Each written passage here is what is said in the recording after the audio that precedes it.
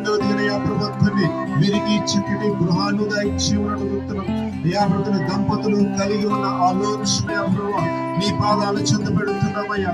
నీవేనయ్యా ప్రభుత్వని నీ చిత్త ప్రకారం మంచి గృహమునయ్యా ప్రభుత్వని దయచేయమని అడుగుతున్నామయ్యా. ప్రభుత్వని అద్భుత రీతిగా దయచేసే దేవుడు అయ్యా. ప్రభుత్వని ధనము లేకపోయినప్పటికీ ప్రభుత్వని ద్వారాలు తెరిచే దేవుడు అయ్యా. ప్రభుత్వని ఈ గృహానికి కావలసిన ప్రతి అవసరము తెచ్చి అడుగుతున్నాం అయ్యా. మూడవదిగా కుమారుడికి జ్ఞానమును దయచి అడుగుతున్నాం. ప్రభుత్వ కుమారుడు బలపరచునయా ప్రభుత్వని ప్రభుత్వని చక్కగా చదువుకోవడానికి ప్రభుత్వని ఆ కుమారుడికి నువ్వు తోడుకొని నడిపించి అడుగుతున్నాం. నీకే స్తోత్రాలు చెల్లిస్తున్నామయ్యా.